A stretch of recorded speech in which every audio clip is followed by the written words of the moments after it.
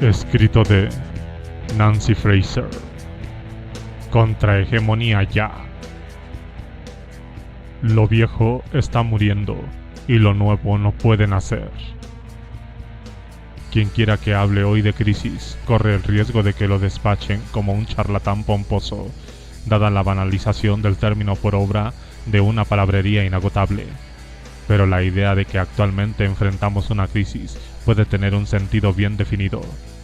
Si la caracterizamos con precisión y detectamos su dinámica distintiva, podremos determinar mejor qué se necesita para resolverla. Sobre esa base, también podríamos vislumbrar un camino que nos saque del callejón sin salida donde estamos atascados, y eso mediante un realineamiento político que conduzca a una transformación de la sociedad entera. A primera vista, la crisis de nuestros días parece ser política. Su expresión más espectacular está aquí mismo, en los Estados Unidos. Donald Trump, su elección, su presidencia y la disputa que la rodea. Pero no falta situaciones análogas en otros lugares: la debacle del Brexit en el Reino Unido, la menguante legitimidad de la Unión Europea y la desintegración de los partidos socialdemócratas y de centroderecha que abogan por ella. También la bonanza creciente de los partidos racistas y anti-inmigrantes en el norte y el centro-este de Europa, más el surgimiento de fuerzas autoritarias, entre ellas algunas que pueden calificarse de protofascistas, en América Latina, Asia y el Pacífico. Nuestra crisis política, si de eso se trata, no es solo estadounidense, sino global. Lo que hace creíble esa afirmación es que, pese a sus diferencias, todos estos fenómenos tienen una característica en común. Todos implican un debilitamiento drástico, sino un liso y llano derrumbe de la autoridad de las clases y los partidos políticos establecidos.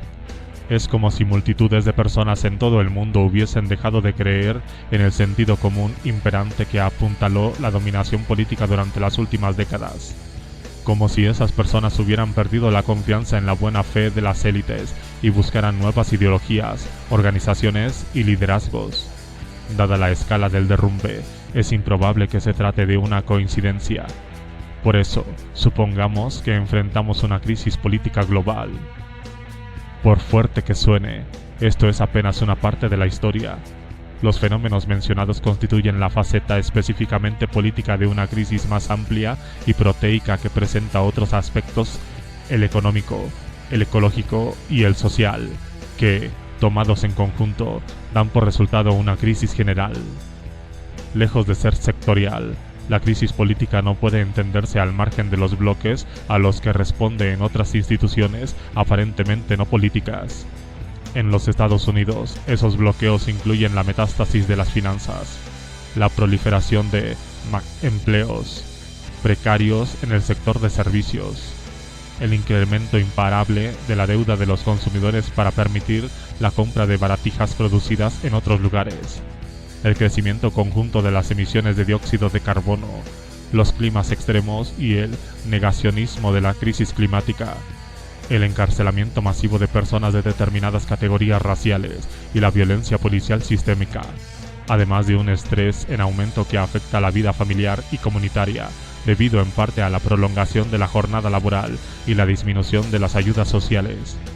En conjunto, estas fuerzas socavan desde hace algún tiempo nuestro orden social sin producir un terremoto político. Ahora, sin embargo, todo puede suceder.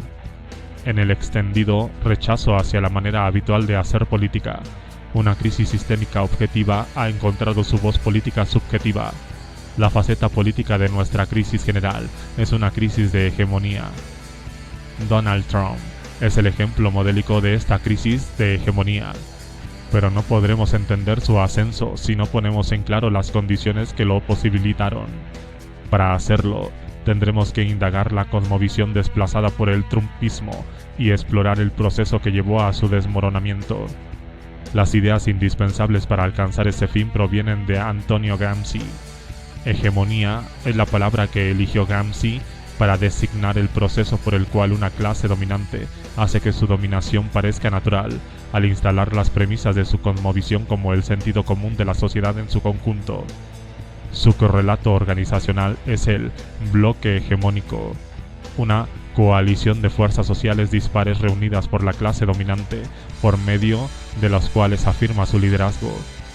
Si pretenden recusar ese ordenamiento, las clases dominadas deben construir un nuevo y más persuasivo sentido común, o contrahegemonía, y una nueva y más poderosa alianza política, o bloque contrahegemónico. Debemos mencionar una idea que se suma a las propuestas por Gramsci. Cada bloque hegemónico encarna una serie de supuestos acerca de lo que es justo y bueno y lo que no lo es. Al menos desde mediados del siglo XX, la hegemonía capitalista se forjó en los Estados Unidos y en Europa mediante la combinación de dos aspectos diferentes del bien y la justicia, uno centrado en la distribución, otro en el reconocimiento. El aspecto distributivo indica cómo la sociedad debería asignar los bienes visibles, en especial el ingreso. Este aspecto remite a la estructura económica de la sociedad y también, aunque de manera indirecta, a sus divisiones de clases. El aspecto del reconocimiento expresa cómo la sociedad debería atribuir el respeto y la estima, que son las marcas morales de la pertenencia y la integración. Centrado en el orden de estatus de la sociedad, este aspecto remite a sus jerarquías de, precisamente, estatus. Juntos, la distribución y el reconocimiento constituyen los componentes normativos esenciales con los que se construyen las hegemonías. Si sumamos esta idea a las de Gramsci, podemos decir que Trump y el trumpismo fueron posibles debido a la ruptura de un bloque hegemónico anterior, así como al descrédito de su nexo normativo distintivo entre distribución y reconocimiento. Si diseccionamos la construcción y la ruptura de ese nexo, podremos esclarecer no solo el trumpismo, sino también las perspectivas después de Trump, de un bloque contrahegemónico capaz de resolver la crisis. Voy a explicarme. La hegemonía del neoliberalismo progresista. Antes de Trump, el bloque hegemónico que dominaba la política estadounidense era el neoliberalismo progresista. Esta denominación puede parecer un oxímoron, pero se aplicaba a una alianza real y poderosa de dos improbables compañeros de cama. Por un lado, las corrientes liberales dominantes de los nuevos movimientos sociales: feminismo, antirracismo, multiculturalismo, ambientalismo y derechos de la comunidad LGBTQ+. Y por otro, los sectores más dinámicos, de punta, simbólicos y financieros de la economía: Wall Street, Silicon Valley y Hollywood. Esta extraña pareja se mantenía unida gracias a una peculiar combinación de puntos de vista sobre la distribución y el reconocimiento.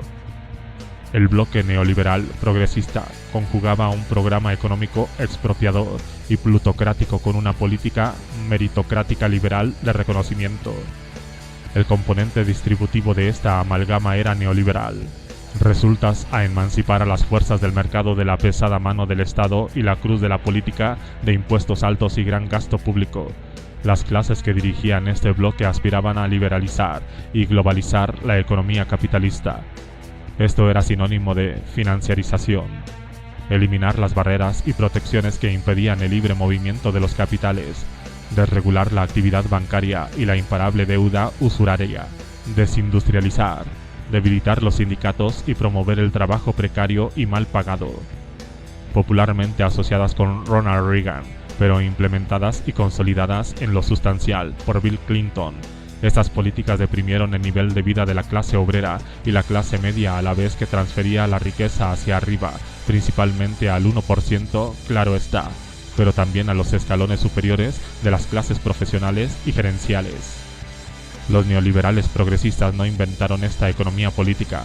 Ese honor pertenece a la derecha, a sus luminarias intelectuales Friedrich Hayek, Milton Friedman y James Buchanan, a sus políticos visionarios Barry Goldwater y Ronald Reagan, y a sus muy adinerados propiciadores Charles y David Koch, entre otros. Pero la versión fundamentalista de derecha del neoliberalismo no podía llegar a ser hegemónica en un país cuyo sentido común aún era producto del pensamiento del New Deal, la revolución de los derechos y un gran número de movimientos sociales herederos de la nueva izquierda. Para que el proyecto neoliberal triunfara, había que presentarlo en un nuevo envase, darle un atractivo más amplio y vincularlo con aspiraciones emancipatorias no económicas. Una economía política profundamente regresiva podría convertirse en el centro dinámico de un nuevo bloque hegemónico solo si se la adornaba con las galas del progresismo. Por consiguiente, los nuevos demócratas tuvieron que aportar el ingrediente esencial: una política progresista de reconocimiento. Respaldados por fuerzas progresistas de la sociedad civil, difundieron un ethos del reconocimiento superficialmente igualitario y emancipatorio. En el núcleo de ese ethos convivían ideales de diversidad, empoderamiento de las mujeres, derechos para la comunidad LGBTQ+, posracionalismo, multiculturalismo y ambientalismo.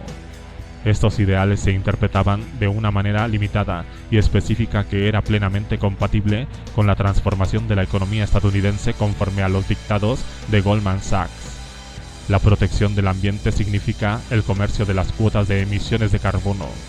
La promoción del acceso a la propiedad de la vivienda equivalía a armar lotes de préstamos de alto riesgo y revenderlos como bonos respaldados por hipotecas. Igualdad era sinónimo de meritocracia. La reducción de la igualdad a la meritocracia fue especialmente fatídica. El programa neoliberal progresista para alcanzar un orden justo de estatus no apuntaba a abolir la jerarquía social, sino a diversificarla mediante el empoderamiento de las mujeres, las personas de color y los integrantes de minorías sexuales talentosos para que llegaran a la cima. Ese ideal es intrínsecamente específico de una clase y apunta a garantizar que individuos meritorios de grupos subrepresentados puedan alcanzar posiciones y retribuciones similares a las de los varones blancos heterosexuales de su propia clase. La variante feminista es reveladora, pero por desdicha, no única. Centrada en el feminismo corporativo y la ruptura del techo de cristal, sus principales beneficiarias solo podían ser quienes ya poseían el capital social, cultural y económico requerido. En cuanto a las demás, ni lograrían subir un escalón desde el sótano. Por sesgada que fuera, esta política de reconocimiento cautivó a numerosas corrientes de los movimientos sociales progresistas que pasaron a integrar el nuevo bloque hegemónico. Por supuesto, no todos los antirracistas, feministas, multiculturalistas, etc., adhirieron a la causa neoliberal progresista, pero quienes sí lo hicieron, a sabiendas o no, constituyeron el segmento más cuantioso y visible de sus respectivos movimientos, mientras los opositores quedaron confinados en los márgenes. Los progresistas del bloque neoliberal progresista eran socios menores, mucho menos poderosos que sus aliados de Wall Street, Hollywood y Silicon Valley. A pesar de todo, otorgaron algo esencial a esa peligrosa relación: carisma, un nuevo espíritu del capitalismo con un aura de emancipación que lo envolvía todo. El nuevo espíritu aportó a la actividad económica neoliberal un entusiasmo único, asociado al pensamiento progresista y a todo lo liberador, cosmopolita y moralmente avanzado. Lo que antes era deprimente se volvió electrizante. Gracias a este ethos, las políticas que propiciaban la redistribución hacia arriba de la riqueza y el ingreso adquirieron una patina de legitimidad. Aún así, para poder conquistar la hegemonía, el bloque neoliberal progresista emergente tenía que derrotar a dos rivales. Primero debía vencer a los remanentes nada insustanciales de la coalición del New Deal. En una anticipación del nuevo laborismo de Tony Blair, el ala clintoniana del Partido Demócrata desarticuló en silencio esa alianza anterior, para reemplazar al bloque histórico que había conseguido unir a los trabajadores sindicalizados, los inmigrantes, los afroestadounidenses, las clases medias urbanas y algunos sectores del gran capital industrial durante varias décadas. Se forjó una nueva alianza de empresarios, banqueros, residentes suburbanos, trabajadores simbólicos, nuevos movimientos sociales, latinos, latins y jóvenes, sin perder el apoyo de la comunidad afroestadounidense que sentía que no tenía ningún otro lugar a donde ir. En la campaña por la nominación presidencial demócrata de 1991 a 1992, Bill Clinton se alzó con la victoria al hablar de diversidad, multiculturalismo y derechos de las mujeres, aunque luego predicaría con el ejemplo de Goldman Sachs. La derrota del neoliberalismo reaccionario. El neoliberalismo progresista también debía vencer a un segundo competidor, con el que compartía más de lo que estaba dispuesto a admitir. En este caso, el antagonista era el neoliberalismo reaccionario, concentrado principalmente en el Partido Republicano y menos coherente que su rival dominante. Este segundo bloque proponía un nexo diferente entre distribución y reconocimiento. Combinaba una política neoliberal similar de distribución con una política de reconocimiento diferente, reaccionaria. Si bien afirmaba promover las pequeñas empresas y fábricas, el verdadero proyecto económico del neoliberalismo reaccionario se centraba en apuntalar las finanzas, la producción militar y las industrias energéticas extractivas para beneficio principal del 1% global, lo que supuestamente hacía que esto fuera digerible para la base que procuraba reunir era una visión de sesgo excluyente en pro de un orden justo de estatus, nacionalista étnico, anti-inmigrante y procristiano, sino abiertamente racista, patriarcal y homofóbico. Esta fórmula permitió que los cristianos evangélicos, los blancos sureños, los estadounidenses del campo y los pueblos y los estratos descontentos de la clase obrera blanca coexistieran durante un par de décadas, no sin incomodidad, con los libertarios, los miembros del Tea Party, la Cámara de Comercio y los hermanos Koch, más una pequeña cantidad de banqueros, magnates inmobiliarios y de la energía, capitalistas de riesgo y especuladores de fondos de cobertura. Al margen de los énfasis sectoriales, en las grandes cuestiones de la economía política, el neoliberalismo reaccionario no difería de manera sustancial de su rival neoliberal progresista. Es cierto que ambas partes discutían sobre los impuestos a los ricos y que los demócratas casi siempre terminaban por ceder, pero los dos bloques respaldaban el libre comercio, los bajos impuestos a las corporaciones, el recorte de los derechos laborales, la primacía del interés del accionista, las remuneraciones excesivas asignadas a los altos ejecutivos jerárquicos y la desregulación financiera. Los dos bloques elegían líderes que buscaban grandes acuerdos orientados a limitar derechos y sus diferencias clave giraban en torno al reconocimiento, no a la distribución. El neoliberalismo progresista también ganó esa batalla, pero tuvo que pagar un precio. Se sacrificaron los centros fabriles en declive, sobre todo el llamado Cinturón del Óxido. Esa región, junto con centros industriales más recientes del sur, recibió un duro golpe a causa de una triada de políticas implementadas por Bill Clinton: el Tratado de Libre Comercio de América del Norte, NAFTA, la incorporación de China a la Organización Mundial del Comercio, justificada en parte como una manera de promover la democracia, y la derogación de la ley Glass-Steagall, que mitigó las regulaciones impuestas a los bancos. En conjunto, esas políticas y las siguientes hicieron estragos en comunidades hasta entonces sustentadas en la industria manufacturera. En el transcurso de 2 décadas de hegemonía neoliberal progresista, ninguno de los dos grandes bloques hizo un esfuerzo serio por apoyarlas. Para los neoliberales, sus economías no eran competitivas y en consecuencia debían afrontar las inevitables correcciones de mercado. Para los progresistas, sus culturas estaban estancadas en el pasado y atadas a valores obsoletos que no tardarían en desaparecer en una nueva dispensación cosmopolita. Los neoliberales progresistas no encontraban en ninguno de los dos terrenos, la distribución y el reconocimiento, razón alguna para defender a las comunidades fabriles del Cinturón del Óxido y el Sur. La brecha hegemónica y la lucha por salvarla. El universo político que Trump cambió de manera drástica era sumamente restrictivo. Se había construido en torno a la oposición entre dos versiones del neoliberalismo, cuya única diferencia mayor radicaba en el eje del reconocimiento. Admitámoslo, era posible elegir entre el multiculturalismo y el nacionalismo étnico.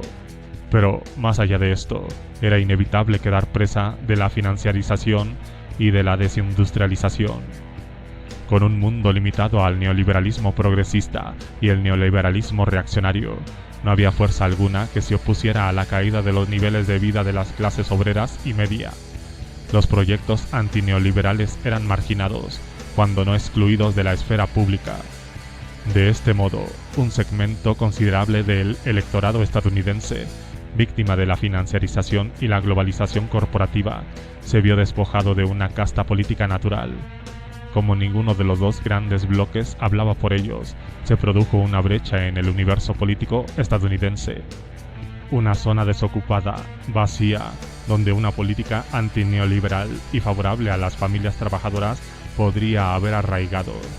Habida cuenta del ritmo acelerado de la desindustrialización, la proliferación de empleos precarios y mal pagados, el crecimiento de la deuda usuraria y la consecuente caída de los niveles de vida de las 2/3 partes de los estadounidenses ubicados en la parte más baja de la escala.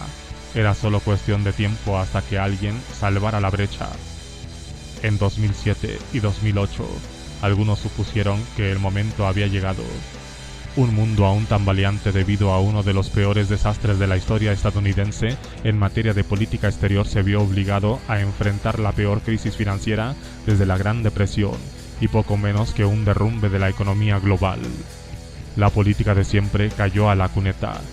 Un afroestadounidense que hablaba de esperanza y cambio llegó a la presidencia de los Estados Unidos con la promesa de transformar no solo las políticas, sino también la mentalidad de la política estadounidense. Barack Obama podría haber aprovechado la oportunidad para generar un movimiento masivo que respaldara el alejamiento del neoliberalismo, aún frente a la oposición del Congreso. En cambio, puso la economía en manos de las mismas fuerzas de Wall Street que habían estado a punto de hacerla naufragar. Al afirmar la recuperación y no la reforma estructural, Obama otorgó onerosos rescates financieros a bancos demasiado grandes para quebrar, pero no hizo nada remotamente comparable por sus víctimas. Los 10 millones de estadounidenses que perdieron sus viviendas debido a ejecuciones hipotecarias durante la crisis.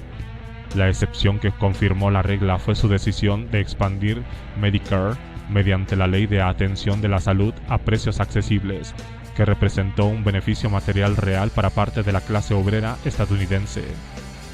A diferencia de las propuestas de un sistema de salud universal solventado con fondos públicos, single player, o de un sistema de atención pública que compitiera con los privados, public option, a las que Obama renunció antes de que comenzaran las negociaciones sobre la atención de la salud. Su estrategia reforzó las divisiones dentro de la clase obrera que a la larga resultarían fatídicas desde un punto de vista político. En suma, la idea central y predominante de su presidencia fue mantener el status quo neoliberal progresista pese a su declinante popularidad. En 2011, con Occupy Wall Street, surgió otra oportunidad de salvar la brecha hegemónica. Cansado de esperar una rectificación por parte del sistema político, un sector de la sociedad civil resolvió tomar el toro por las astas y ocupó plazas públicas de todo el país en nombre del 99%.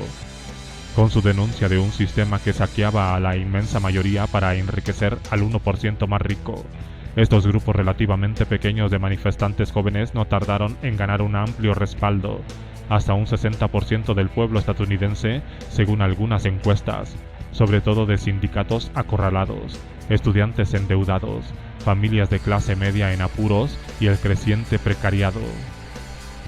Sin embargo, en 2012, los efectos políticos de Occupy Wall Street fueron neutralizados y resultaron funcionales a la reelección de Obama, quien tuvo la astucia de adoptar la retórica del movimiento y así cosechó el apoyo de muchos que luego votarían a Trump en 2016. Tras derrotar a Romney y ganar 4 años más en el poder, el presidente persistió en el camino neoliberal y su recién adquirida conciencia de clase se evaporó de inmediato. Al limitar su búsqueda de cambio a la firma de decretos presidenciales, Obama se abstuvo de perseguir a los malversadores de la riqueza y tampoco utilizó su visibilidad para unir al pueblo estadounidense contra Wall Street. Convencida de que la tormenta había pasado, la clase política no perdió el tiempo y renovó su respaldo al consenso neoliberal, pero fue incapaz de ver en Occupy los primeros ruidos sordos de un terremoto en ciernes. Y el terremoto se produjo en la temporada electoral de 2015 a 2016, cuando un descontento que desde hacía tiempo se cocía a fuego lento cambió de forma para convertirse en una lisa y llana crisis de autoridad. Los dos grandes bloques políticos se derrumbaron. En el lado republicano, Trump, con una campaña de neto corte populista, derrotó cómodamente, como no deja de recordárnoslo, a sus 16 desvalidos rivales en las primarias, incluidos varios elegidos a dedo por los jefes partidarios y los grandes donantes. En el lado demócrata, Bernie Sanders, quien se autocalifica de socialdemócrata, planteó un desafío sorprendentemente serio a la sucesora ungida de Obama, Hillary Clinton, quien tuvo que desplegar todos los trucos y las influencias del poder partidario para mantenerlo a raya. En ambos bandos se modificaron radicalmente los guiones habituales, dado que un par de intrusos habían ocupado la brecha hegemónica y procedían a salvarla con nuevos memes políticos. Tanto Sanders como Trump execraban la política neoliberal de distribución, pero había marcadas diferencias entre sus respectivas políticas de reconocimiento.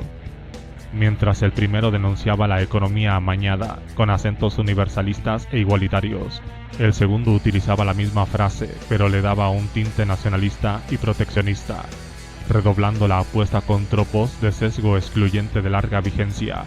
Donald Trump transformó los meros eufemismos en explosiones a voz en cuello de racismo, misoginia, islamofobia, homofobia, transfobia y sentimientos anti-inmigrantes. La base obrera que su retórica invocaba era blanca, heterosexual, masculina y cristiana, y estaba integrada por trabajadores de la minería, el petróleo, la construcción y la industria pesada. En contraste, la clase obrera cortejada por Sanders era amplia y expansiva, y no solo abarcaba a los trabajadores fabriles del cinturón del óxido, sino a los del sector público y los servicios, incluyendo a mujeres, inmigrantes y personas de color. Sin duda, el contraste entre estos dos retratos de la clase obrera era en gran medida retórico. Ninguno coincidía estrictamente con la base de votantes de su adalid. Si bien el margen de victoria de Trump provino de los centros fabriles desguazados que se habían inclinado por Obama en 2012 y por Sanders en las primarias demócratas, sus votantes también incluían a los sospechosos de siempre dentro del Partido Republicano, entre ellos libertarios de derecha, empresarios y otros de escasa utilidad para el populismo económico. De manera similar, los votantes más confiables de Sanders eran estadounidenses jóvenes con estudios universitarios, pero la cuestión no es esa. En tanto proyección retórica de una posible contrahegemonía, la visión expansiva que Sanders tenía de la clase obrera estadounidense era lo que distinguía su estilo de populismo del de Trump. Esos dos intrusos esbozaron los lineamientos de un nuevo sentido común, cada uno a su manera. A lo sumo, la retórica de campaña de Trump sugería un nuevo bloque protohegemónico al que podríamos denominar populismo reaccionario. Este parecía combinar una política hiperreaccionaria de reconocimiento con una política populista de distribución. La construcción del muro en la frontera con México, más un gasto a gran escala en infraestructura. El bloque imaginado por Sanders, en contraste, era una clara muestra de populismo progresista. Procuraba aliar una política exclusiva de reconocimiento con una política de distribución en favor de las familias trabajadoras. Reforma de la justicia penal más Medicare para cada cual, justicia reproductiva más matrícula universitaria gratuita, derechos para las personas LGBTQ+, más división de los grandes bancos. Gato por liebre. Sin embargo, ninguno de estos escenarios se materializó. La derrota de Sanders frente a Clinton eliminó de la votación la opción populista progresista, para sorpresa de nadie, pero la posterior victoria de Trump fue inesperada, al menos para algunos. Lejos de gobernar como un populista reaccionario, el nuevo presidente puso en práctica el viejo dicho de vender gato por liebre y abandonó de inmediato las políticas distributivas populistas que había prometido en su campaña. Es cierto que canceló el acuerdo transpacífico y renegoció el NAFTA, aunque solo de manera superficial, pero no levantó un dedo para dominar Wall Street. Tampoco llevó adelante ni una sola medida seria para implementar proyectos públicos de infraestructura en gran escala y generadores de empleo. Sus esfuerzos por estimular las manufacturas se limitaron a las exhibiciones simbólicas de verborrea y la eliminación de regulaciones para el carbón, cuyas ganancias han demostrado ser en gran medida ficticias. Y lejos de proponer una reforma impositiva cuyas principales beneficiarias fueran las familias de clase obrera y clase media, adhirió a la trillada versión republicana, concebida para canalizar más dinero hacia el 1%, incluida la familia Trump. Como queda probado en esta última cuestión, las acciones del presidente en el frente distributivo incluyeron una gran dosis de capitalismo de amigos y negocios para usufructo personal. Pero si el propio Trump estuvo por debajo de los ideales de razón económica de Hayek, la designación de otro exmiembro de Goldman Sachs en el Tesoro garantiza la continuidad del neoliberalismo allí donde importa que persista. Tras abandonar la política populista de distribución, Trump procedió a doblar la apuesta en la política reaccionaria de reconocimiento, intensificada al máximo y cada vez más despiadada. Su lista de provocaciones y acciones en respaldo de odiosas jerarquías de estatus es larga y escalofriante.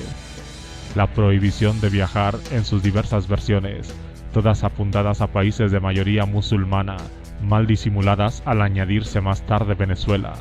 El recorte drástico de los derechos civiles en el Departamento de Justicia, que desistió de los decretos de acuerdo extrajudicial, y en el Departamento de Trabajo, que dejó de controlar a los contratistas federales en lo referido a la discriminación.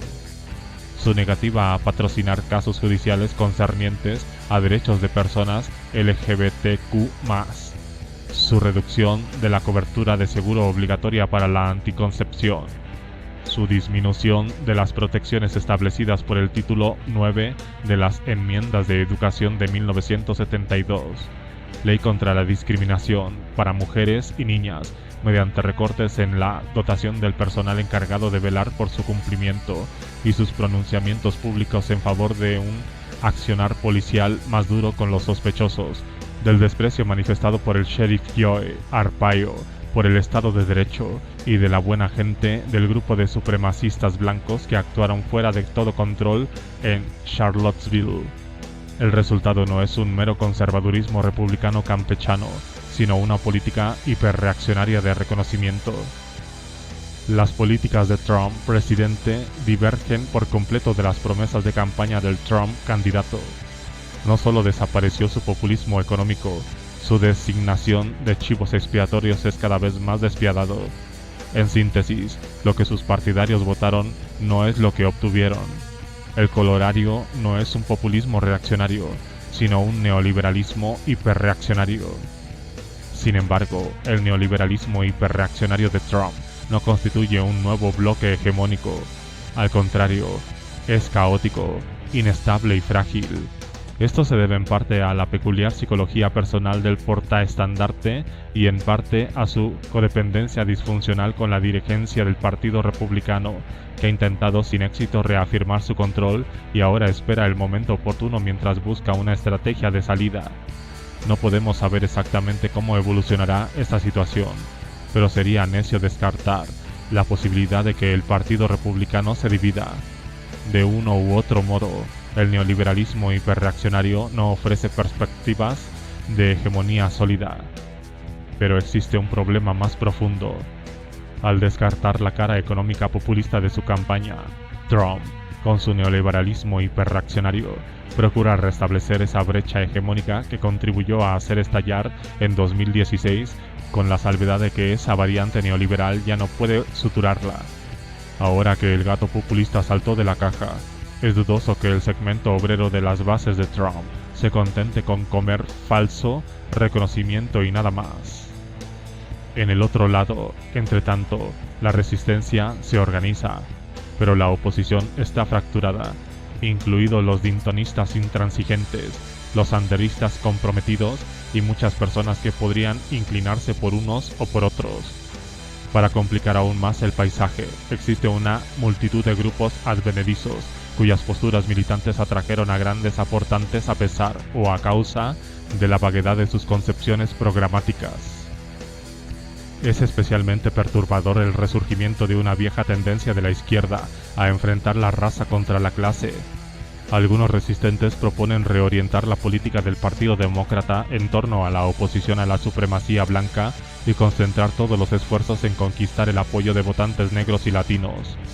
Otros defienden una estrategia centrada en la clase y apuntada a recuperar a las comunidades obreras blancas que votaron a Trump. Los dos puntos de vista son problemáticos porque tratan la cuestión de la clase y la raza como si fuera inherentemente antitética, un juego de suma cero.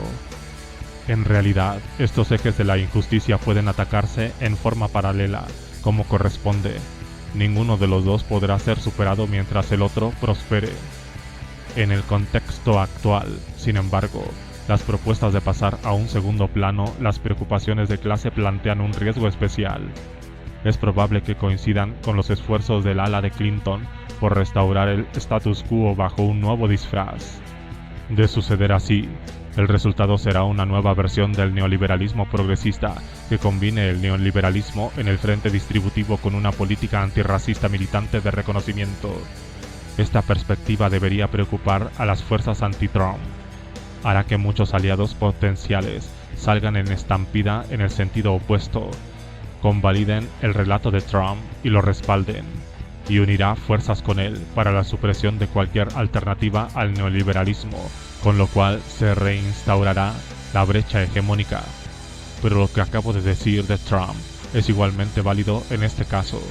El gato populista saltó de la caja y no se escabullirá en silencio.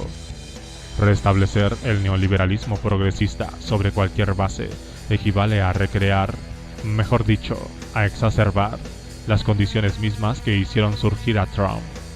Y eso significa preparar el terreno para futuros Trumps, cada vez más despiadados y peligrosos. Fenómenos mórbidos y perspectivas contrahegemónicas. Por todas estas razones, ni un neoliberalismo progresista revitalizado, ni un neoliberalismo hiperreaccionario tramposo, Trump, son buenos candidatos a la hegemonía política en el futuro cercano. Los lazos que unían a cada uno de esos bloques se han debilitado gravemente. Además, ninguno de los dos está en condiciones de configurar un nuevo sentido común. Ninguno puede ofrecer un panorama autorizado de la realidad social, un relato con el que una amplia gama de actores sociales puede identificarse. De igual importancia, ni una ni otra variante del neoliberalismo puede resolver con éxito los bloques objetivos del sistema que subyacen a nuestra crisis hegemónica. Dado que las dos comparten la cama con las finanzas globales, ninguna puede poner en tela de juicio la financiarización, la desindustrialización o la globalización corporativa. Ninguna puede corregir los niveles de vida en plena caída, la deuda en constante aumento, el cambio climático, los déficits de ciudadanos o el estrés intolerable que aqueja a la vida comunitaria. Reinstalar a uno u otro de esos bloques en el poder es garantizar no solo la continuación, sino la intensificación de la crisis actual. ¿Qué podemos esperar entonces en el corto plazo?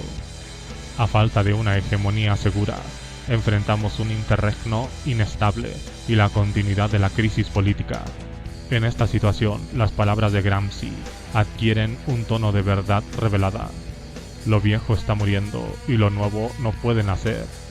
En este interregno se producen los más diversos fenómenos mórbidos. A menos, desde luego, que haya un candidato viable para una contrahegemonía. El más probable de esos candidatos es una u otra forma de populismo. ¿Podría el populismo ser todavía una opción posible, si no de manera inmediata, en un plazo más largo? A favor de esta posibilidad habla el hecho de que, entre los partidarios de Sanders y los de Trump, una masa crítica de votantes estadounidenses rechazó la política neoliberal de distribución en 2015 a 2016. La pregunta candente es si esa masa puede fundirse para constituir un nuevo bloque contrahegemónico.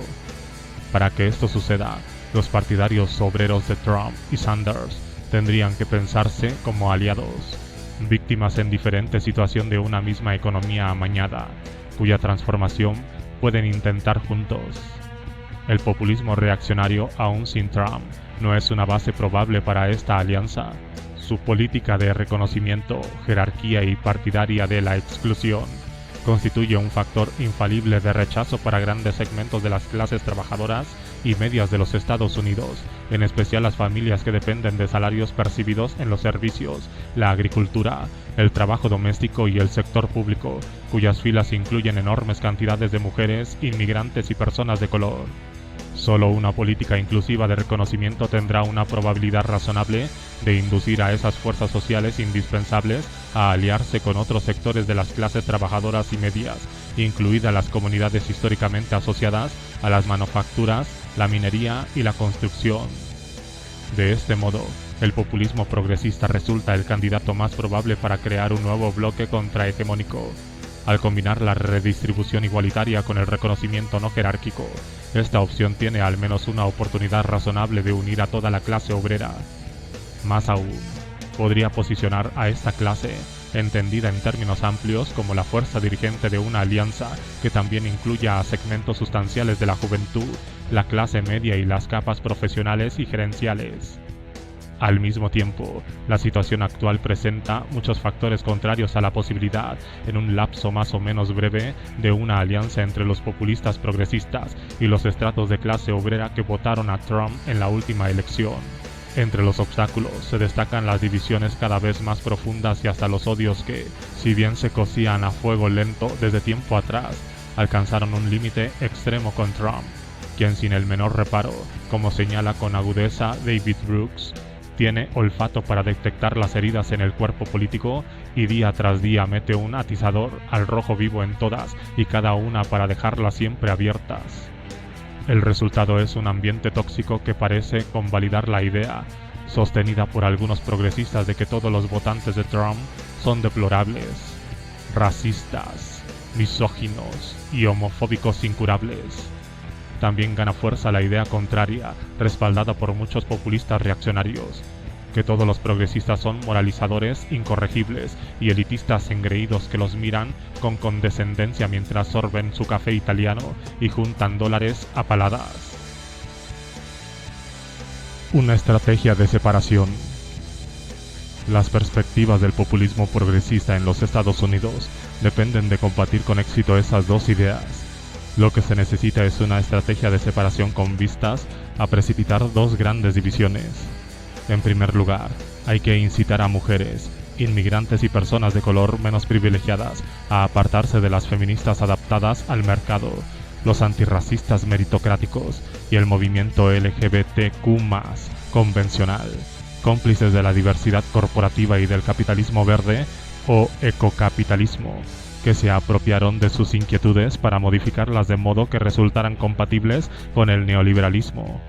Esa es la meta de una iniciativa feminista reciente que procura reemplazar el feminismo de élite por un feminismo para el 99%. Otros movimientos emancipatorios deberían copiar esa estrategia. En segundo lugar, es imprescindible convencer a las comunidades trabajadoras sureñas, rurales y el cinturón del óxido de la necesidad de apartarse de sus actuales aliados criptoneoliberales. El truco consiste en que persuadirlas de que las fuerzas que promueven el militarismo, la xenofobia y el nacionalismo étnico no pueden y no van a proporcionarles los prerequisitos materiales esenciales para una vida digna, mientras que un bloque populista progresista sí está en condiciones de hacerlo. De ese modo, sería factible deslindar entre los votantes de Trump, que pueden y deben ser sensibles a ese llamamiento, y los racistas declarados y los nacionalistas étnicos de la derecha alternativa, que no lo son. Decir que los primeros superan por un amplio margen a los segundos no implica negar que los movimientos populistas reaccionarios se basan en una retórica capciosa y han envalentonado a grupos antes marginales de genuinos supremacistas blancos.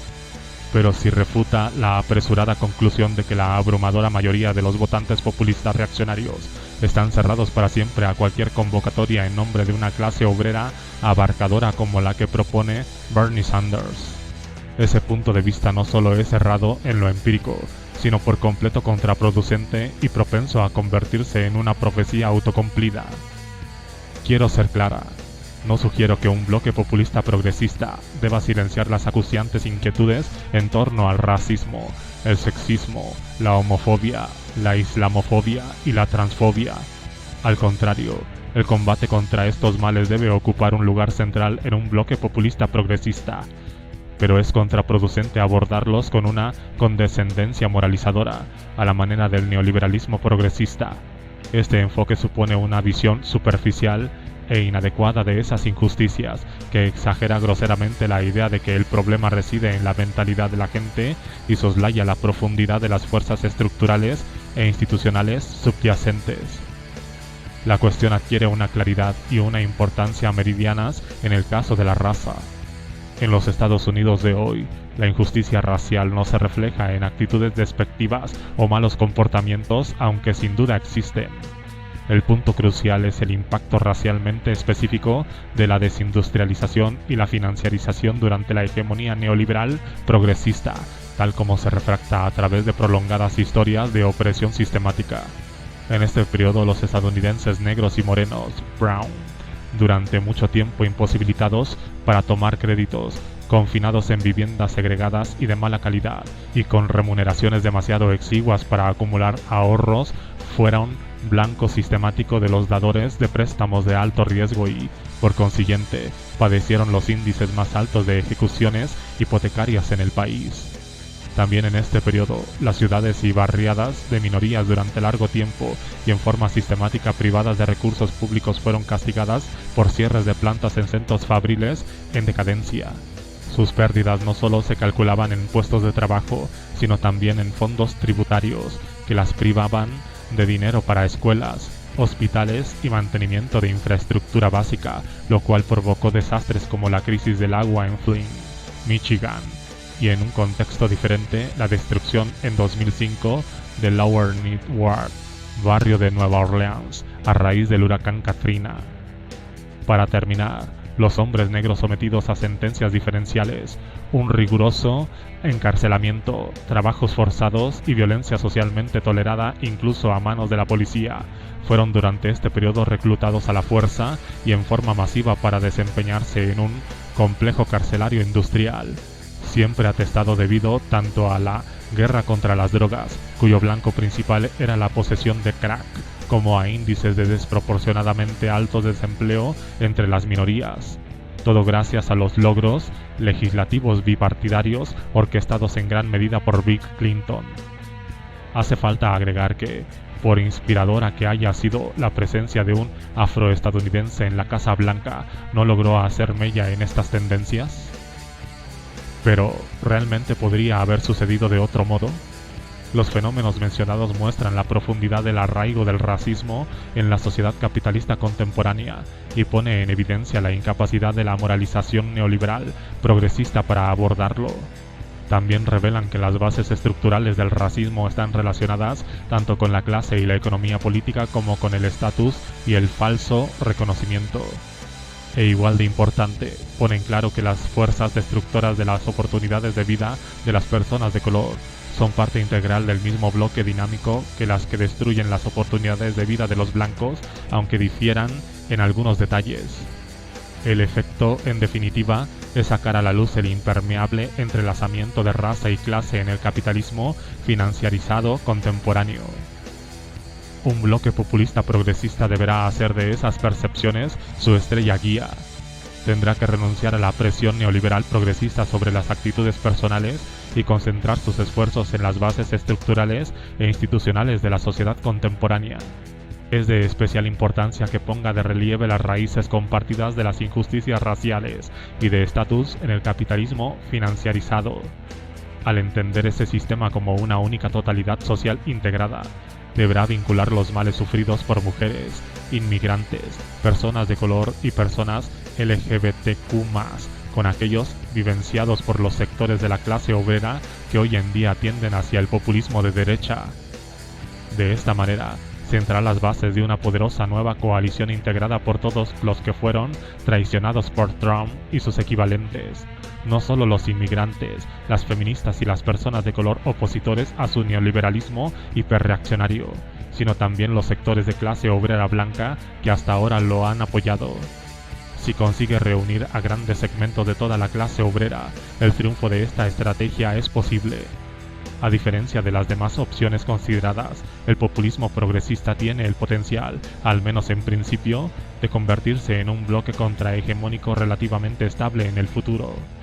Pero lo que inclina la balanza en favor del populismo progresista no es solo su potencial viabilidad subjetiva. A diferencia de sus probables rivales, cuenta con la ventaja adicional de ser capaz, también al menos en principio, de abordar el aspecto real y objetivo de nuestra crisis. Permítanme explicarme. Como señalé al comienzo, la crisis hegemónica que hemos diseccionado aquí es una faceta de un complejo más amplio de crisis que abarca varios otros perfiles: el ecológico, el económico y el social. También es la contrapartida subjetiva de una crisis objetiva del sistema, a la que constituye una respuesta y de la cual no puede separársela. En última instancia, estos dos lados de la crisis, uno subjetivo, otro objetivo, se sostienen o caen juntos. Ninguna respuesta subjetiva, por convincente que parezca, puede asegurar una contrahegemonía duradera a menos que ofrezca la perspectiva de una solución real a los problemas objetivos subyacentes. El lado objetivo de la crisis no es la mera multiplicidad de discusiones independientes entre sí. Lejos de formar una pluralidad dispersa, sus varios perfiles están interconectados y tienen un origen común: el sujeto subyacente de nuestra crisis general, lo que alberga sus múltiples inestabilidades en la forma actual del capitalismo, globalizador, neoliberal y financiarizado. Como cualquier forma de capitalismo, esta no es un mero sistema económico, sino algo más amplio, un orden social institucionalizado. Como tal, abarca una serie de condiciones anteriores no económicas indispensables para una economía capitalista: actividades no asalariadas de reproducción social que garantizan la oferta de mano de obra asalariada para la producción económica, un aparato organizado de poder público, corpus legal, policía, organismos reguladores y capacidades directivas que suministra el orden, la previsibilidad y la infraestructura necesarias para una acumulación sostenida y, por último, una organización relativamente sustentable de nuestra interacción metabólica con el resto de la naturaleza que asegure las provisiones esenciales de energía y materia prima para la producción de mercancías, para no mencionar un planeta habitable que pueda contener la vida.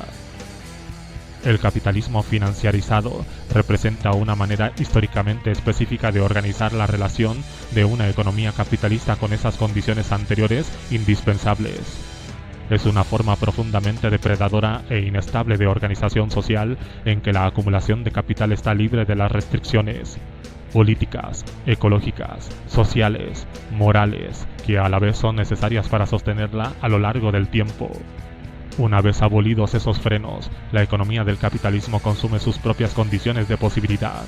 Es como un tigre que engulle sus patas traseras, mientras la vida social queda cada vez más subsumida bajo el imperio de la economía.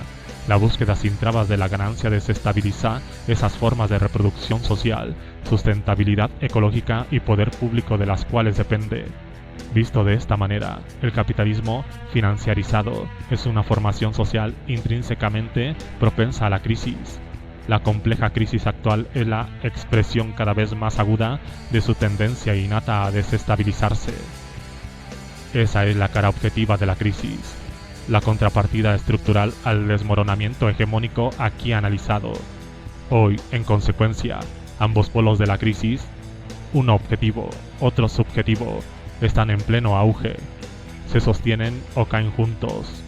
La resolución de la crisis objetiva exige una gran transformación estructural del capitalismo financiarizado, una nueva relación de la economía con el sistema político, de la producción con la reproducción, de la sociedad humana con la naturaleza no humana. El neoliberalismo, bajo cualquiera de sus disfraces, no es la solución, sino el problema. En sí, el cambio por el que abogamos solo puede provenir de otra parte, de un proyecto que sea como mínimo antineoliberal, sino anticapitalista.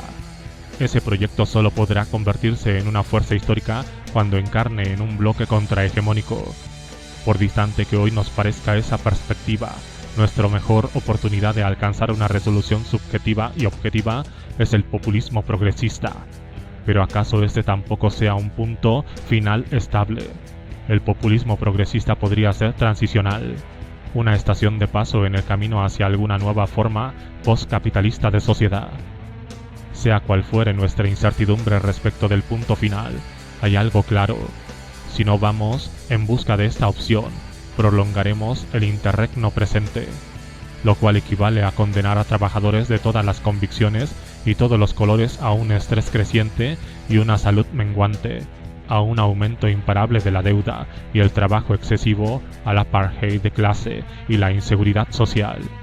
Significa sumergir a esos trabajadores también en una expansión cada vez más amplia de fenómenos mórbidos, odios nacidos del resentimiento y expresados en la designación de chivos expiatorios, estallidos de violencia seguidos por episodios de represión, un mundo feroz de competencia despiadada donde las solidaridades se contraen hasta casi desaparecer. Para evitar ese destino, debemos romper definitivamente tanto con la economía neoliberal como con las diversas políticas de reconocimiento que la respaldan. Debemos desprendernos no solo del nacionalismo étnico de sesgo excluyente, sino también del individualismo meritocrático liberal. Solo si unimos una política de distribución sólidamente igualitaria con una política de reconocimiento exclusiva y sensible a la clase podremos construir un bloque contrahegemónico capaz de conducirnos, más allá de la actual crisis, a un mundo mejor.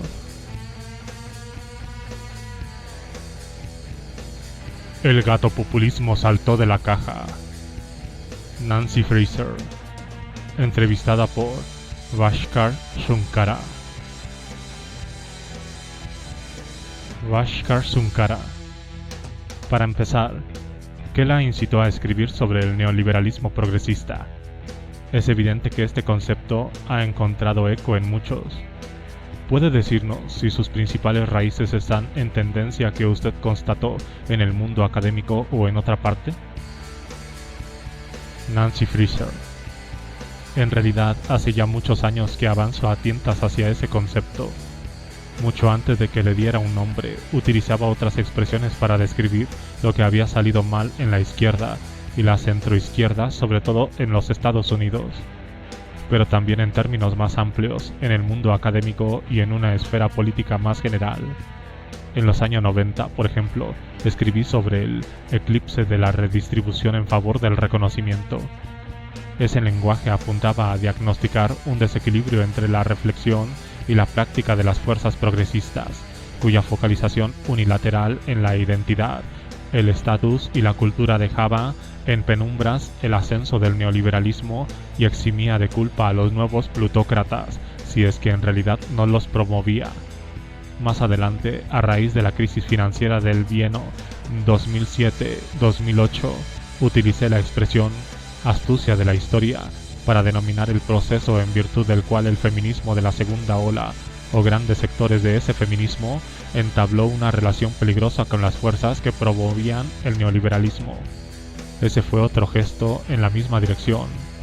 Y luego vino el extraordinario espectáculo de las elecciones de 2016, el ascenso de Trump, el sorprendente éxito de Bernie Sanders y sobre todo la postura de Hillary Clinton, a quien vi como el ejemplo modélico de todo lo que había salido mal a lo largo de varias décadas en el campo de los nuevos movimientos sociales y las fuerzas progresistas.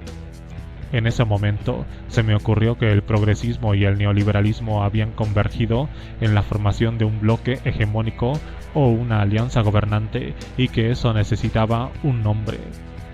Entonces, en un abrir y cerrar de ojos, caí en la cuenta de que el neoliberalismo no es una cosmovisión total. Mucha gente cree que lo es, pero de hecho se trata de un proyecto político-económico que puede articularse con varios proyectos diferentes y hasta antagónicos de reconocimiento, incluidos los progresistas. Una vez que entendí eso, advertí que, al menos en los Estados Unidos, la articulación más duradera del neoliberalismo había sido con el progresismo. Yo estaba convencida de que dar un nombre a esa articulación significaría un gran paso hacia la comprensión de lo que estaba sucediendo. Bhaskar Sunkara. Ciertos grupos de personas que tal vez apoyaron el feminismo y su fase más radical en los años 60 y 70, pero que ahora han adoptado su política para intentar ser más pragmáticos y lograr algunas ganancias, suelen afirmar que vivimos en una sociedad todavía desgarrada por el sexismo. Pero también es una sociedad en la que el trabajo es más igualitario, aún en los quehaceres domésticos. Hay menos tolerancia hacia las peores formas de sexismo y abuso. ¿Admitiría que esas son victorias de esta forma de feminismo o cree que se alcanzaron por azar? En otras palabras, ¿deberíamos dar crédito a esas fuerzas de centroizquierda hacia las que tanto usted como yo somos muy críticos por algunas victorias? Nancy Fraser. Mi opinión es que las victorias del feminismo, como las de otros movimientos progresistas, al menos hasta este momento, tienen más que ver con un cambio de conciencia que con la creación de estructuras, instituciones y prácticas capaces de cambiar realmente la vida de la mayoría de las personas. Más de 2/3 de la población estadounidense creen que la desigualdad de género está mal y que es necesario cambiarla, que la violación conyugal está mal, que la violación perpetrada por un conocido y la violación en una cita están mal, que los hombres deberían hacer más tareas domésticas y ocuparse más de la crianza de los hijos, etc. Estos son cambios importantes de creencia, pero todavía no hemos institucionalizado esas concepciones más igualitarias. Soy especialmente escéptica en cuanto a la división de las tareas domésticas. Yo tengo que cuidar a mi madre de 98 años, que cada vez está más delicada, y muchas de mis amigas pasan por una situación similar. Por mi experiencia, son casi siempre las hijas y hermanas quienes están en la primera línea, ocupándose de esas cosas cotidianas. Rara vez son los hijos y hermanos. De modo que no sobreestimaría la magnitud del cambio. Sí me parece que algunos hombres están mucho más dedicados a cuidar a sus hijos, sobre todo en los aspectos más placenteros y divertidos. Pero cuando se trata de limpiar el inodoro, vaciar la chata, hablar por los padres en las presidencias de ancianos y cosas por el estilo, no estoy segura de que se comprometan tanto. Algo similar vale para el antirracismo. El movimiento de derechos civiles obtuvo algunas grandes victorias legales, pero lo que se ganó fueron derechos en los papeles que no se han traducido en nada remotamente parecido a la igualdad social. En los Estados Unidos, las personas de color aún enfrentan asimetrías enormes, y a decir verdad, crecientes, en cuestiones de justicia penal, empleo, vivienda, riesgo de inundaciones y agua contaminada y mucho más. La realidad es que el neoliberalismo progresista no aportó mucho en materia de ganancias materiales reales a la abrumadora mayoría de personas a quienes sus corrientes progresistas afirman representar. ¿Y cómo podría ser de otra manera si se tiene en cuenta que las victorias legales han coincidido con un ataque masivo a los derechos laborales y las condiciones de vida de la clase obrera? Es innegable que el neoliberalismo progresista ha beneficiado a las capas superiores de las clases profesionales y gerenciales, y ese es un sector numeroso e influyente. A las mujeres o a las personas de color de ese sector, como a sus pares masculinos blancos, les ha ido bastante bien, pero no, los beneficios para el resto no me impresionan tanto. Bhaskar Sunkara. El ejemplo de Cuomo, el gobernador de Nueva York, que aprobó una ley y se movilizó para legalizar el matrimonio igualitario la misma semana que clausuraba refugios para jóvenes que eran en su mayoría LGBTQ+, fue hasta cierto punto un gran símbolo del momento presente. Usted señala, y yo también, en el Jacobins Magazine, que el paisaje político mundial de nuestros días atraviesa una crisis de hegemonía, y menciona una cita de Gramsci: lo viejo está muriendo y lo nuevo no puede nacer. ¿Qué le diría a los críticos que destacan la estabilidad del sistema? En nuestros días, el capitalismo neoliberal gobierna casi el mundo entero. Se transforma constantemente y ha sido capaz de absorber la crisis, incluso las que parecían terminales, como la recesión de 2008. ¿Dónde o por qué señala usted una crisis de hegemonía? Sobre todo cuando también ve continuidades en algunos aspectos entre las agendas económicas de los Trumps, los Obama y los Clinton del mundo. Nancy Fraser. Su pregunta es muy importante y compleja. Lo primero que quiero destacar concierne al concepto de hegemonía.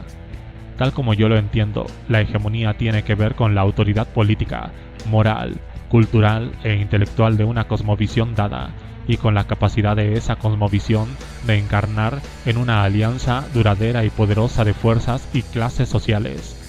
El neoliberalismo progresista disfruta de esa hegemonía durante varias décadas. Ahora, sin embargo, su autoridad se debilitó gravemente, si no quedó destrozada por completo. Piense en la explosión de movimientos antineoliberales en todo el mundo. tendemos a concentrarnos en las variantes populistas de derecha, como el voto por el Brexit en el Reino Unido, el ascenso de partidos racistas y antiinmigrantes en el norte y el centro-este de Europa, en América Latina y en Asia, y desde luego la victoria de Trump en los Estados Unidos. Pero eso es solo una parte de la historia. No deberíamos pasar por alto las fuerzas antineoliberales izquierdistas, incluida la aparición de Jeremy Corbyn en el Reino Unido, que ha llevado el Partido Laborista muy a la izquierda. Las fuerzas que se aliaron en torno a la France Insoumise de Jean-Luc Mélenchon, Podemos en España, los primeros días de Syriza en Grecia y la campaña de Bernie Sanders en los Estados Unidos. Sean de derecha o de izquierda, en todos estos casos la gente está diciendo que ya no cree en los relatos neoliberales vigentes. No tiene confianza en los partidos políticos establecidos de la centroizquierda o la centroderecha que los promueven. Quieren probar algo por completo diferente. Eso es una crisis de hegemonía, pero lo que pasa cuando las fuerzas antihegemónicas llegan al poder ya es otra historia. Trump es el caso más obvio de vender gato por liebre. Una vez en el cargo, omitió implementar las políticas económicas antineoliberales en que había basado su campaña. Sigue desplegando su pirotecnia retórica con horribles tropos de exclusión, racismo y xenofobia.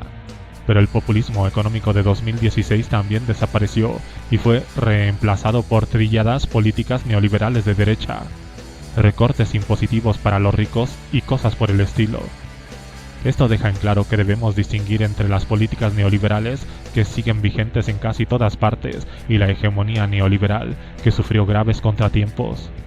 Estamos frente a una situación, y por eso la cita de Gramsci es pertinente, que combina dos aspectos en una tensa amalgama. Primero, el drástico debilitamiento de la autoridad del neoliberalismo, menos confianza en sus ideas y políticas y en el orden institucional que les sirve de basamento. Y segundo, la incapacidad, al menos hasta ahora, de generar una alternativa plausible, tanto en el nivel político como en el institucional. Es una combinación explosiva. Bhaskar Sunkara. La distinción que establece entre las políticas neoliberales y la ideología neoliberal me parece verdaderamente interesante. El origen de las políticas sería, aún sin darles una justificación intelectual como la de Milton Friedman o algún otro Chicago Boy, que los capitalistas hacia los años 60 o 70 veían que su rentabilidad se recortaba. A decir verdad, el viejo orden no estaba funcionando y dijeron: necesitamos menos regulación y menos sindicatos, menos obstáculos a nuestra capacidad de obtener ganancias. Debemos entender que las políticas neoliberales arraigan exclusivamente en las prioridades del mercado o la cosa es más compleja. Nancy Fraser. Es una pregunta interesante. Tengo la sensación de que las políticas neoliberales surgieron de la convergencia de varios hechos en diferentes niveles. Por un lado, el extraordinario renacimiento al cual asistieron las ideas de Friedrich Hayek, que según todos languidecerían para siempre en el cajón del olvido de la historia, pero que de pronto volvieron de la muerte para inspirar un movimiento intelectual. Esa resurrección fue el resultado del esfuerzo organizado por la Sociedad Mont Pelerin, fundada en los años 40, y numerosas usinas de ideas más recientes y provistas de fondos que datan de los años 70. Pero los ideólogos no tardaron en atraer a un grupo de pragmáticos directivos de corporaciones que no querían otra cosa que aumentar sus ganancias. Y más o menos al mismo tiempo se produjo un gran cambio en la medición del éxito corporativo, el pasaje de la ratio precio-beneficio al valor para el accionista, donde la tarea central de la dirección empresaria era elevar el valor de las acciones de la firma en la bolsa. Tenemos entonces diferentes tipos de cambios intelectuales y cambios en las hojas de ruta de la economía capitalista, y todo eso amenazaban los niveles de vida de la gran mayoría.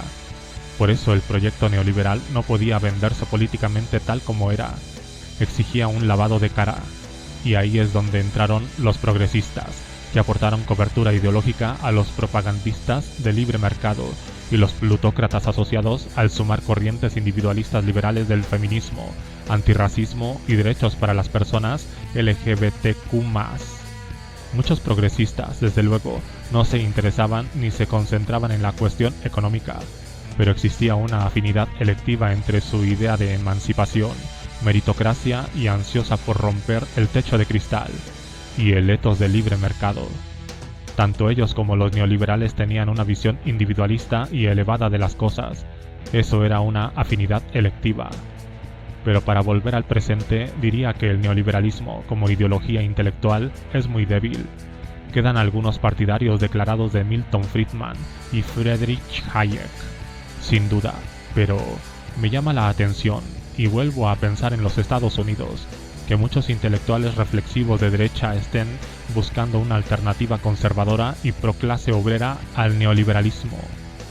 Pienso en gente como Ross Douthat, de New York Times, y Julius Crane, jefe de redacción de American Affairs.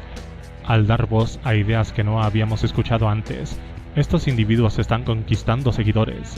Incluso muchos funcionarios republicanos electos entienden que la infraestructura se está desmoronando, que el déficit no es lo más importante del mundo y que hay otras cosas que el gobierno debe hacer. En este momento no veo a muchos neoliberales que sean devotos creyentes. Pese a todo, cuando las papas quemen, Wall Street, Silicon Valley y otros sectores de la clase capitalista pelearán con uñas y dientes contra la regulación financiera, contra el aumento de los impuestos corporativos, contra cualquier intento de poner un techo a las bonificaciones. Bhaskar Sunkara.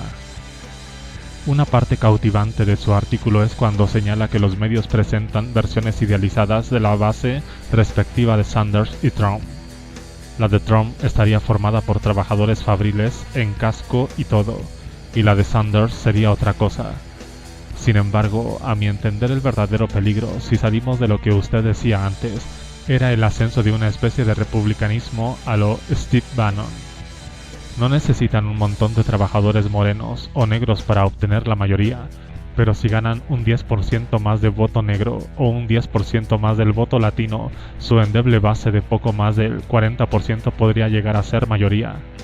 Y ese era el verdadero miedo, que algunos cumplieran los planes de realizar una masiva financiación del déficit o apelaran a la construcción de infraestructura para crear empleos, ese tipo de cosas. Nancy Fraser. Exactamente, ahí estuvo el genio de Bannon para la campaña presidencial de Trump en 2016. Allí había una visión que era favorable a la clase obrera, aunque el hecho de que fuera sincera o una mera estratagema cínica para ganar la elección es harina de otro costal. Lo importante es que, por estar vinculado con el nacionalismo étnico procristiano, el bannonismo proyectaba una visión muy anticuada, acotada y excluyente de la clase obrera.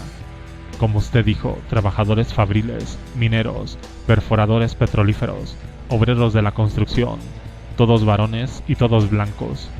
Una visión con un ethos anglomachista, mientras que la clase obrera real es muy diversa en lo que atañe a pertenencia étnica, color, género, sexualidad y lo que se le ocurra. Basta incluir a quienes trabajan en los sectores públicos, agrícolas, domésticos, sexuales, de servicios minoristas, las personas que hacen trabajos pagos y no pagos en el sector voluntario y en casas particulares, para tener un retrato por completo diferente de la clase obrera. Eso sugiere la posibilidad de dos tipos diferentes de populismo pro-obrero, el de Bannon, muy restrictivo, y el que Sanders mencionaba y nosotros, desde la izquierda, podríamos intentar llevar a fondo. Bhaskar Sunkara. En los medios siempre hubo una tendencia a decir: todos estos candidatos tienen que conseguir el voto obrero y el voto negro. En ciertos círculos, sobre todo en los neoliberales, clase obrera se ha convertido en un eufemismo para designar a las personas blancas que solo son útiles una vez cada 4 años o a cada 2 años como bloques de votantes. Pero cuando pienso en los años de posguerra, creo que esa clase fue forjada por los sindicatos y administradores estatales y segmentos del capital que eran muy conscientes de estar construyendo una nueva era. ¿En qué medida el nuevo laborismo de Tony Blair, los nuevos demócratas de Bill Clinton o todas esas otras fuerzas son tan conscientes? Cuando mi madre y mi padre, como inmigrantes que pasaban dificultades, escuchaban un discurso de Clinton, acababan de llegar al país, creían estar escuchando los viejos discursos populistas del tercer mundo, en el buen sentido. Yo pienso que estos políticos eran convincentes porque creían en su mensaje y no pensaban estar construyendo algo nuevo en cuanto a ideología. Nancy Fraser. Esta cuestión también es compleja. No hay duda de que el New Deal fue un proyecto consciente y deliberado, que sentó las bases del ordenamiento posterior a la Segunda Guerra Mundial en los Estados Unidos y más allá de sus fronteras.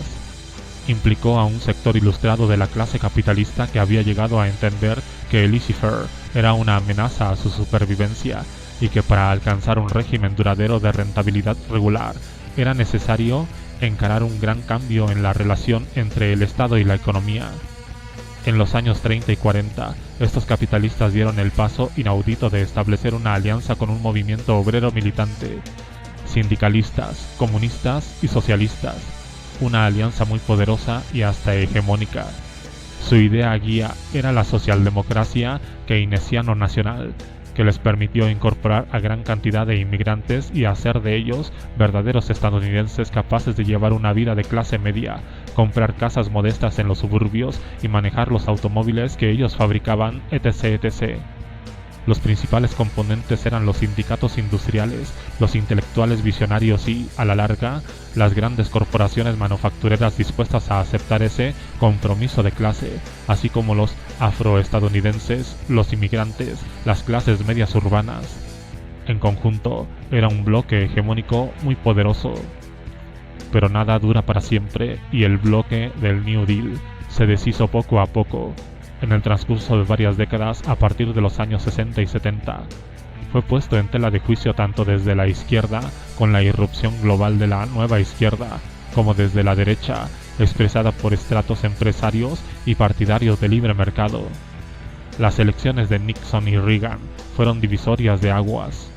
El modelo fue la estrategia sureña de Nixon, que mostró la aptitud del Partido Republicano para cotejar con éxito a los llamados blancos étnicos, el mismo estrato obrero suburbano al que usted acaba de referirse.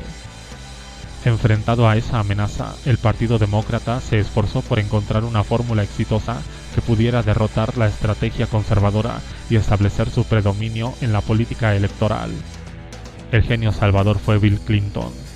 No puedo decir si alguna vez creyó sinceramente en algo en el transcurso de su vida. Para responder esa pregunta necesitaríamos a un psicoanalista, y no lo soy yo. Clinton tuvo la idea de crear un nuevo partido demócrata capaz de conquistar el apoyo de los profesionales urbanos y los trabajadores simbólicos instruidos y de descentralizar las reivindicaciones de la base tradicional del partido entre los obreros fabriles. Tony Blair adoptó ese modelo para su nuevo laborismo, cuyo objetivo era poner coto al monstruo del conservadurismo británico. Políticos como Blair y Clinton eran oportunistas que imaginaban estrategias para que sus partidos continuaran ocupando un lugar relevante y ganaran elecciones en tiempo de cambio. De paso, inventaron una nueva formación política hegemónica. El neoliberalismo progresista fue el sucesor de la socialdemocracia al estilo New Deal. Había también una cuestión generacional que los volvía convincentes. Recuerdo a Bill Clinton y a Al Gore haciendo campaña juntos cuando eran jóvenes. Pertenecían a la generación de los años 60 y representaban un gran cambio, precisamente generacional, en las cimas de la política estadounidense. ¿Clinton fumó marihuana alguna vez o no? ¿Qué hacían ellos dos durante la guerra de Vietnam? Estas eran cuestiones generacionales. Había algo muy potente y carismático en la juventud de Clinton y Blair. Su imagen pública proyectaba algo fresco y diferente, pero yo no lo llamaría populismo. Aún creo que la mejor palabra para calificarlo es progresismo. Vashkar. Tal vez sus padres, en ese entonces recién llegados a los Estados Unidos, captaron la famosa capacidad de Clinton de sentir el dolor de los demás. Bhaskar Sunkara. Uno de los grandes momentos de la historia estadounidense fue cuando Clinton le dijo a un activista que lo increpaba: "Siento tu dolor", pero luego, por supuesto, no hizo nada al respecto. Nancy Fraser. Exacto. Y hay otro aspecto del oportunismo de Bill Clinton. Él no tenía idea de cómo funcionaba el mercado bursátil, pero sabía a quiénes preguntar. Pensaba que todo dependía de mantener contento al mercado. No es que por principio tuviera un compromiso con la economía neoliberal, pero intuía que su aptitud para conquistar y mantener el poder dependía más del bienestar de Wall Street que del cualquier otro. Como sea, el resultado fue una nueva alianza hegemónica. El bloque del New Deal fue reemplazado por el bloque neoliberal progresista. El neoliberalismo progresista se construyó en torno a una serie diferente de ideas y sobre la base de una serie diferente de fuerzas sociales. Bhaskar Sunkara. Creo que también en el caso de los votantes demócratas se pasa por alto que ellos sabían que tenían malos empleos, pero que es mejor un empleo malo que ningún empleo. Quienes somos, morenos o negros, al menos recibimos una porción más grande, aunque la torta global para los trabajadores se estaba achicando. Recién ahora o en los últimos 8 a 10 años parece que la gente se hartó y está dispuesta a dar un salto a lo desconocido. Nancy Fraser. Estas cosas son difíciles de entender. ¿Cuándo se llega al punto límite? Es el cuento de la rana en la olla de agua fría. Como el agua se calienta poco a poco, la rana no salta hasta que algo pasa, y solo entonces lo hace. Con el empeoramiento de las condiciones de vida bajo la hegemonía neoliberal progresista, la gente no estaba dispuesta a cortar por lo sano. Hizo todo tipo de cosas para sobrellevarlo. Los sindicatos aceptaron las reducciones salariales y limitaron su capacidad de acción a proteger a los afiliados existentes y a aceptar peores convenios para los nuevos contratados. No se atrevían a romper con el marco establecido. ¿Quién sabe con exactitud cuándo o por qué se llega al punto límite? No creo que estas cosas tengan una explicación racional y clara, pero los individuos tienen incidencia. Donald Trump fue un imán, un atractor y multiplicador de fuerzas que ya estaban preparadas para la ruptura. En contraste, Hillary Clinton encarnaba la continuidad y el status quo. Su condición de tragalibros, su relato de sobreviviente a los ataques de los medios de derecha y Dios sabe qué más, la convicción de que ahora era su turno. Algunos suponen que John Biden y Bernie Sanders habrían ganado esas elecciones, de modo que no se puede subestimar el papel de los individuos en la llegada al punto límite. Bhaskar Sunkara. Creo que cualquiera de nosotros dos podría haber ganado esas elecciones. Ahora, otra pregunta que tal vez excede nuestro conocimiento técnicos. ¿Tiene la esperanza de que lo que usted identifica como el populismo progresista de la campaña de Sanders, que contrasta con el populismo reaccionario de la campaña de Trump, haga realidad algunas de las cosas que la gente añora de los viejos tiempos? ¿La estabilidad, la seguridad, las promesas de redistribución? En una parte muy reveladora de su artículo usted advierte, o quizás sea una forma de consuelo, que si bien Trump no está cumpliendo sus promesas, el gato populista ya saltó de la caja. Mi temor, debido a las fuerzas estructurales o a la posición política, es el siguiente. ¿Qué pasaría si los que estamos del lado progresista no somos capaces de cumplir nuestras promesas? ¿Eso podría precipitar un resultado aún peor que la política estilo Obama? Nancy Fraser. Estoy completamente de acuerdo en que esa es una preocupación real. Basta con mirar a Grecia, a Syriza. ¿Por qué se dieron por vencidos y no se fueron de la eurozona? Es una cuestión complicada de responder. Sea como sea, no voy a juzgarlos, pero es un caso donde lo que parecía una gran victoria se convirtió en otra cosa. Yo diría que, les guste o no la palabra populismo, todas las figuras populistas de izquierda que hemos mencionado, en especial Sanders y Corbyn, tienen un dejo de anacronismo. Recuerdan una izquierda o una socialdemocracia anterior. En muchos aspectos tienen buenos instintos, aunque ninguno sepa exactamente qué decir o hacer acerca de la inmigración. Pero no creo que tenga un programa desarrollado para el tipo de reestructuración económica y social fundamental que necesitamos para concretar los ideales de seguridad social, trabajo bien pagado, pleno empleo, bienestar social y asistencia familiar de calidad, etc. La pregunta es, ¿cómo podremos hacer realidad en los Estados Unidos esos valores que hoy en día son resistentes e importantes, sabiendo que el sector manufacturero no volverá a ser lo que era en los años 40? La izquierda en general tiene mucho trabajo por hacer en el nivel programático. Creo que sabemos cuáles son los valores, sabemos lo que está mal, lo que es malo, lo que tenemos que sacarnos de encima. Sabemos que es necesario desfinanciarizar y descarbonizar la economía, que tiene que haber planificación y un gran aumento en la proporción de los ingresos destinados a los trabajadores, etc. Lo que todavía no sabemos es si alguna nueva forma de capitalismo, aún por inventarse, podrá satisfacer esos imperativos, o si la única solución posible es una sociedad postcapitalista, ya queramos llamarla socialista o de alguna otra manera. Pero quizás sea más importante saber cuál será la nueva hoja de ruta para una economía política pro-obrera y a la vez globalizada. Nuestro mundo no puede ni debe volver a las economías nacionales encerradas en sí mismas. Si seguimos por ese camino nos esperan proteccionismos rivales, creciente militarización y una tercera guerra mundial. Bhaskar Sunkara. Tenemos la visión igualitaria y moral. Creo que la clave es obtener todas las victorias políticas que podamos, por pequeñas que sean, hasta que esa visión se tome más tangible y más creíble.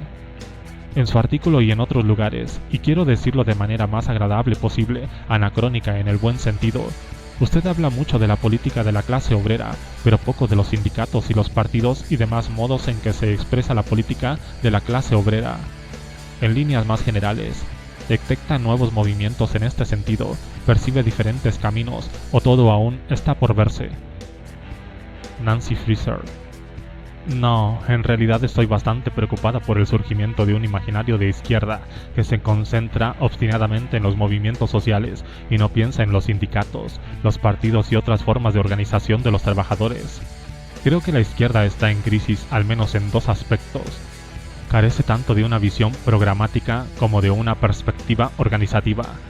Es como si hubiéramos pasado de la crítica del partido leninista al espontaneísmo neoanarquista.